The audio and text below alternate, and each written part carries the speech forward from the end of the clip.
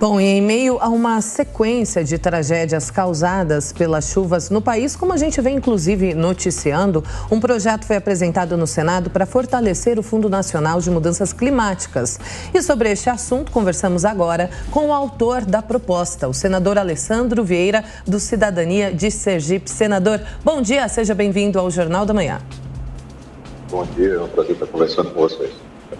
Bom, senador, lógico, já começo perguntando do que se trata esse projeto. Nós identificamos que existe um problema de financiamento para as ações públicas para a prevenção de desastres e depois para o reparo de danos, dos problemas todos que acontecem.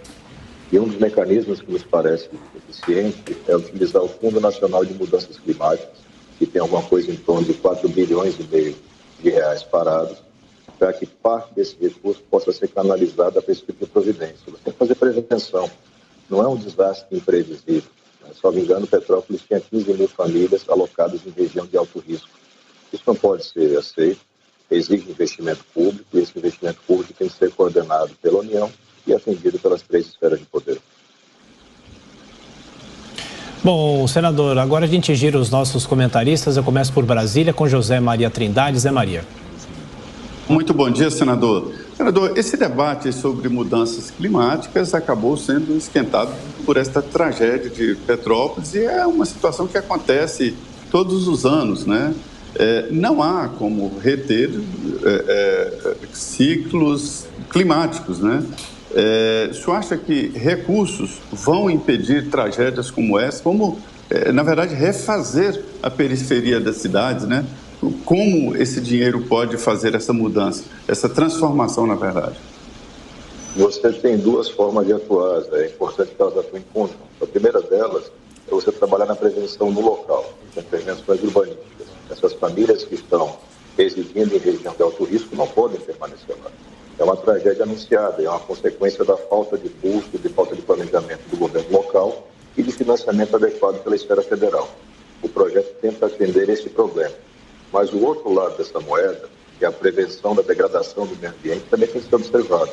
Esse tipo de evento extremo do clima vem se repetindo com uma velocidade de ciclo muito maior do que nós tínhamos antes. A tragédia das enchentes, dos deslizamentos aconteceu no Nordeste, depois em Minas, agora Rio de Janeiro. Não é imprevisível. É uma tragédia muito mais política do que natural. Amanda Klein, a sua pergunta?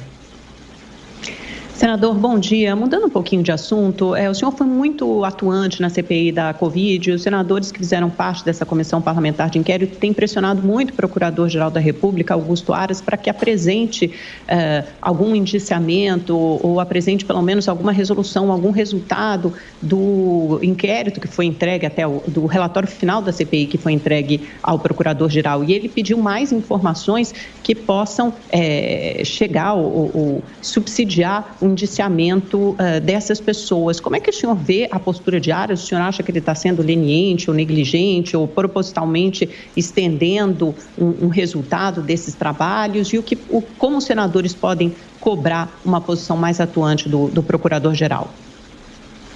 A postura do Procurador Augusto Aras de uma espécie de proteção ao governo federal já é notória. Isso não surpreende ninguém. Ele já foi amonestado, já foi cobrado por 6 dos 11 ministros do Supremo por retardo na sua atividade profissional, seja ausência de despacho, seja demora na remessa de inquéritos ou processos de investigação, procedimentos de investigação. Mas, assim, a gente tem que entender que são investigações complexas, um volume de provas muito elevado, e essa dialética, onde o Ministério Público pede mais providências, pede mais esclarecimento, é de certa forma natural. O que não pode acontecer é engavetamento, o despacho. O despacho, a definição, interessa ao investigado, que quer saber se vai ser processado ou não, e interessa à sociedade, que quer conhecer a verdade dos fatos. Então, o natural, e o Senado já fez isso, é reencaminhar os dados no formato que foi pedido pelo PGR, pelo Procurador Augusto Aras, fazendo só uma observação. O Ministério Público, de primeira instância, não encontrou essa dificuldade. Ele recebeu o material e já fez um encaminhamento, já apresentou os pedidos de inquérito, enfim, tudo está tramitando normal. A dificuldade foi só do PGR, que deveria ser aquele que tem mais estrutura, mas é uma característica dele, infelizmente. Senador, na sequência, a pergunta é de Ricardo Salles. Alessandro, bom dia, prazer em vê-lo. Eu, apesar evidentemente, temos algumas perspectivas diferentes sobre vários assuntos, sempre tenho e continuo tendo em você um grande respeito pela razoabilidade e bom senso das suas posições. Você citou agora as falas e as questões relativas ao Aras. Eu queria mudar um pouco a pergunta, mas com a mesma lógica. Você não acha que o Senado, que tem o papel de fiscalizar os atos do Supremo Tribunal Federal, está sendo leniente com esse excesso de politização das falas, participações, colocações, né, declarações em certas situações da Corte do Supremo Tribunal Federal, adentrando na seara política e contrariando a lógica de que juiz fala nos autos? Bom dia, Ricardo. Sem dúvida, você tem problemas muito graves na forma como a justiça brasileira atua nas altas cortes. Existe uma infiltração política muito grave. A forma de escolha não está bem arrumada. Os perfis que estão sendo escolhidos são cada vez mais politizados. E alguns magistrados antigos, você tem o Gilmar Mendes talvez como uma referência nessa modalidade, utiliza o espaço de poder que tem para fazer intervenções claramente políticas. Isso prejudica a democracia. Eu sou um defensor de uma mudança nesse sistema, mas a gente tem que entender os momentos. A gente já está no ano eleitoral, a gente vai ter já vários problemas para tomar conta, uma pandemia que não acabou ainda. Nós estamos chorando as prováveis 200 mortes causadas pela tragédia de Petrópolis, mas a gente tem que lembrar que ontem morreram mais de 1.000 pessoas pela Covid, uma pandemia que ainda não acabou. Então, seguramente, para o próximo ciclo do legislativo, é importante cuidar de uma mudança na forma de escolha, talvez estabelecimento de mandato para os ministros do Supremo Tribunal Federal, para que não se confundam as esferas. Juiz é juiz, político é político. Quando mistura, sempre vai dar errado. Senador, rapidamente uma última questão. Eu cheguei a ler hoje que o senhor, com outros parlamentares, o senhor especificamente está preparando uma série de projetos de lei para tentar amenizar o impacto de uma possível nova pandemia aqui no país.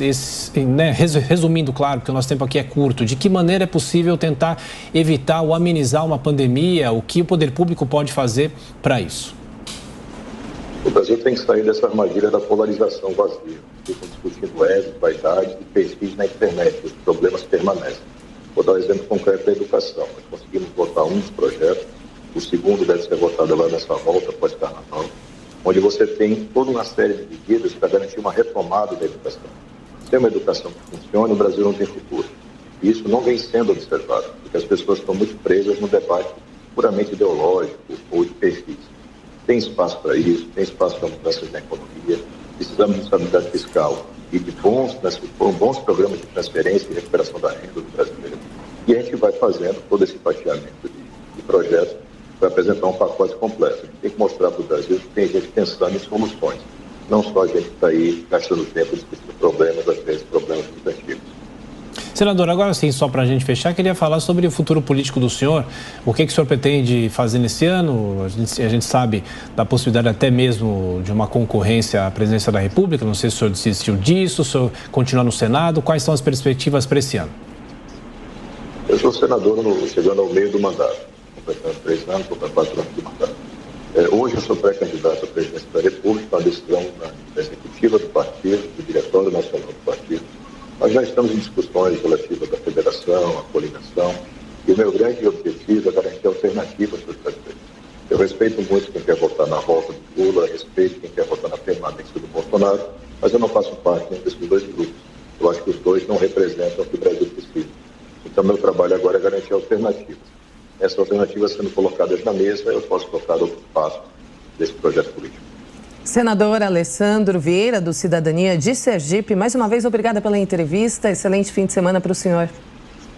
Obrigado, foi um prazer.